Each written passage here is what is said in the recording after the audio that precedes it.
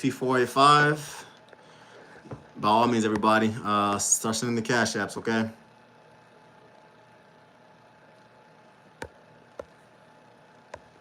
Hey, Con, how are you? How are you, buddy? How are you?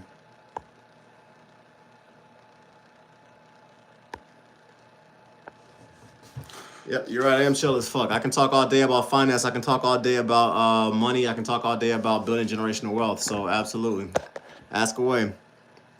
Well, you asked about stocks and everything. So the primary method that I use for stocks and everything is this. I look at the stock market as a game, and it's a game where if you learn the rules of that game, more or less, you're going to win. And if you don't know the rules of the game, you're going to lose. So the rules that I'm going to tell you about stocks are simple. When it comes to investing, my personal advice is do your own personal research. Make sure that you take a look at the what the market's doing. Make sure you take a look at. I got more views than I got subscribers. I just gotta stay with it, bro. I just gotta stay with it. But as far as what's the best thing to invest in, so I'll say this. Think of it like this: when you start investing into individual stocks, like let's say Apple, Microsoft, Google, Smith and Wesson, whatever it is that you're into, when you start investing into individual stocks, essentially, as that stock goes up, you make a lot of money. As that stock goes down, you lose a lot of money. So my personal advice is this. If you are going to invest in stocks, it's a lot smarter to invest in the total stock market. It's best to invest into stocks that essentially track a specific index. So instead of investing into one stock, you invest into multiple stocks. So if you take a look at indexes and things like that, there's certain indexes that track, for instance, crypto. There's certain indexes that track pharmaceuticals. There's certain index that tracks real estate. And my personal advice is instead of buying one individual stock, buy an entire index per se. Buy indexes that follow the real estate investment market. Buy stocks that basically follow things such as pharmaceutical laboratories or hospitals or warehouses. Don't just buy individual stocks. Buy total stock market index funds. That's my personal opinion about that. All right, another question. Thanks by the way, Reba, for the chat, everybody. My Cash App is hashtag ChrisP485.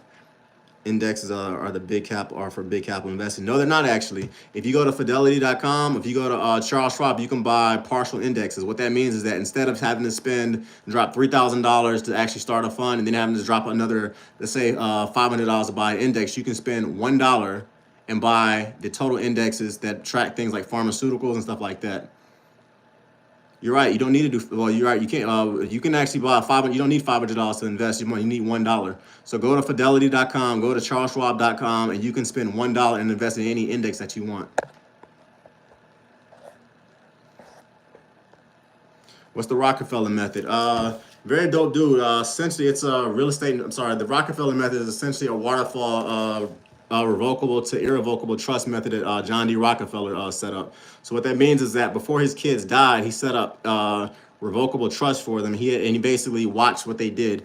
He verified that they were actually living the life that he taught them to live, and if they were, he basically changed that revocable trust into an irrevocable trust. And by changing that irrevocable trust, they were irrevocably linked to his money. So what he did was he gave them a certain amount of money back in the 1930s. And if they proved throughout his lifetime they were worthy of that money, when he died, he left them a trust. And that trust did two things. One, it allowed them to skip the probate, so it allowed them to actually skip and legally not to pay a lot of taxes. And two, more importantly, he started the compounding interest for his kids when they were essentially preteens and some of the young adults. So if you start investing in your early 20s and your early teens, by the time you get to 75 or 80, you would have like 65 years of compounding interest essentially to build up.